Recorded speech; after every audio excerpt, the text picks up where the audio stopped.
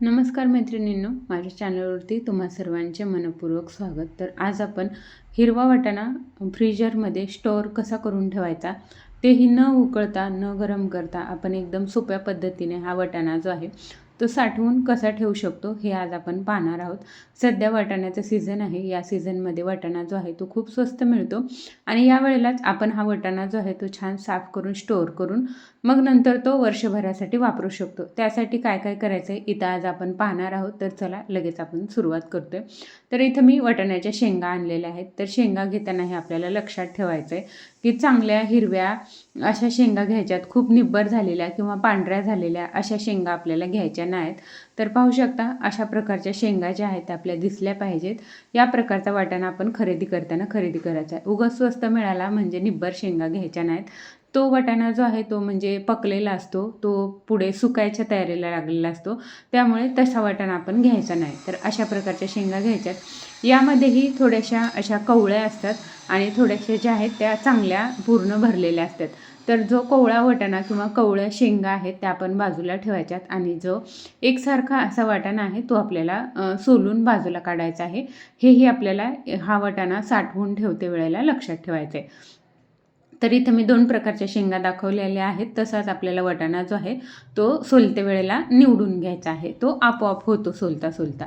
तर इथं मी पूर्ण शेंगा ज्या आहेत त्या निवडून सोलून घेतलेल्या आहेत. तर मी 3 किलो शेंगा आणल्या होत्या. त्यामध्ये एवढा वाटाणा जो आहे तो निघलेला आहे. तर हा एकसारखा मोठ्या दाण्याचा वाटाणा आहे आणि ते पाहू शकता तुम्ही हे जे कोवळे दाणे आहेत किंवा कोवळा वाटाणा आहे तो मी बाजूला ठेवलेला आहे. तर हा मी लगेच वापरून टाकणार आहे. याला काय मी साठवून ठेवणार नाही. पण जर तुम्हाला साठवायचं असेल तर सेम या वाटाण्याची जी प्रोसेस करतो आपण तीच तुम्ही करा, पण ती वेगळी करा. तर इथं मी एक कॉटनचा कपडा अंथरलेला आहे. त्यावरती जो आपण सोलून घेतलेला वाटाणा आहे तो संपूर्णपणे पसरवून घालायचा आहे. हा वाटाणा जो आहे तो एकदम पातळ असा पसरवून घ्यायचा आहे. एकावरती एक वाटाणा आला पाहिजे अशा प्रकारे आपल्याला हा पसरवायचा नाही. सिंगल वाटाणा झाला पाहिजे अशा प्रकारे चांगला पातळ हा आपल्याला पसरवून घ्यायचा आहे. त्यासाठी कपडा जो आहे तो आपला मोठा असावा आणि एकदम पातळ याचा थर आपल्याला देऊन घ्यायचा आहे. तर इथं पाहू शकता एकदम पातळ असा हा वाटाणा मी इथं अंथरून घेतलेला आहे. हे आपल्याला घरामध्ये सावलीमध्ये सुकवायचं आहे, हेही लक्षात ठेवायचं आहे.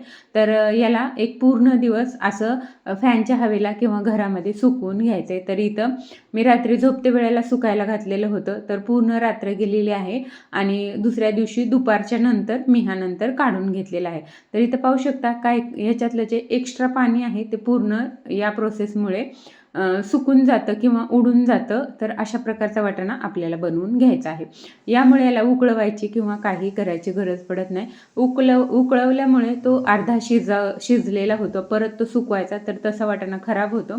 तर आता इथं आपल्याला स्टोअर करून ठेवायचं आहे. त्यासाठी इथं मी या झिपलॉक बॅग घेतलेल्या आहेत. पाहू शकता अशा प्रकारच्या या पिशव्या कुठल्याही दुकानामध्ये आपल्याला या मिळून जातात. तर यामध्ये हा जो वाटाणा आहे तो आपल्याला किती भाजीला पाहिजे या प्रमाणामध्ये हा साठवून ठेवायचा आहे. कारण नंतर काढते वेळेलाही ते आपल्याला सोपं जावं. एका वेळेला एक पॅकेट आपण किती वाटाणा पाहिजे यानुसार याचे पॅकेट बनवून ठेवायचेत. म्हणजे तो काढून नंतर थंड होऊन नॉर्मल होऊन परत फ्रीजरमध्ये आपण ठेवला तर तसाही आपला वाटाणा खराब होतो. तर इथं पाहू शकता एका पॅकेटमध्ये मी पूर्ण भरलेलं आहे. याची पूर्ण हवा आपल्याला काढून घ्यायची आहे, ही काळजी घ्यायची. यामध्ये हवा शिल्लक ठेवायची नाही. अशा प्रकारे संपूर्ण याची हवा काढून घ्यायची आणि त्याची जी झीप असते ती बंद करायची आहे. पाहू शकता आता जराही यामध्ये हवा शिल्लक नाही आहे. तर अशा प्रकारे एकसारखा करून घ्यायचा आहे आणि मस्त असे पॅकेट याचे बनवून घ्यायचे आहेत. तर इथं संपूर्ण वाटाणा जो आहे तो मी भरून घेते बॅगमध्ये.